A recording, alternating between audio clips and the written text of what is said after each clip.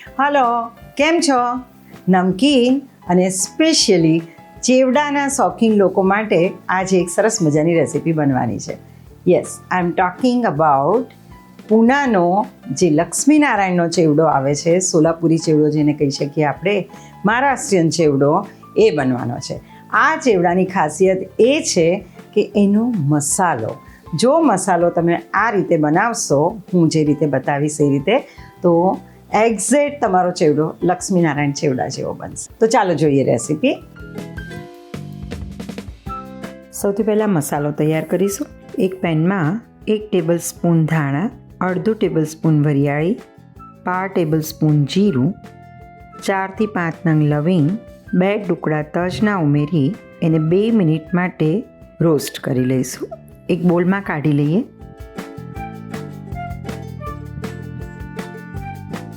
એની અંદર 1/2 ટીસ્પૂન હળદર, 3 table spoon જેટલું રેડ ચીલી પાવડર કાશ્મીરી, હિંગ, લીંબુના ફૂલ 5 ચમચી જેટલા, 3 ટેબલ સ્પૂન શુગર અને સ્વાદ પ્રમાણે મીઠું ઉમેરીશું. એને સરસ રીતે મિક્સીમાં ક્રશ કરી લઈએ. સરસ મજાનો મસાલો રેડી થઈ ગયો છે. હવે રૂટીનમાં ચેવડા માટેના જે ઇન્ગ્રેડિયન્ટ હોય એ જ ઇન્ગ્રેડિયન્ટ લેવાના છે. જેમ કે 1/2 કપ જેટલા શિંગદાણા, એને ગરમ તેલમાં તળી લઈશું. ત્યાર પછી 1/4 કપ જેટલા શેકેલા ચણાના દાળિયા, એને પણ આ રીતે ફ્રાય કરી લઈએ.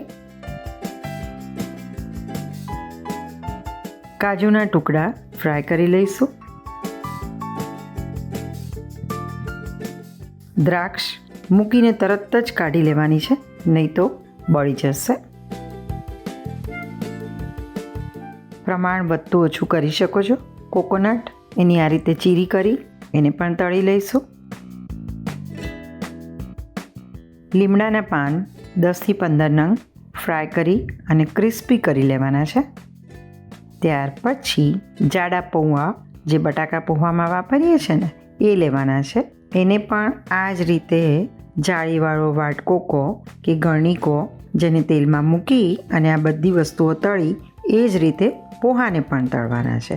એટ અ ટાઈમ 1/2 કપ જેટલા લેવાના છે. એને પણ આ બધી વસ્તુઓ સાથે મિક્સ કરી લઈએ. એમાં શેકેલા તલ અને ખસખસ ઉમેરીશું.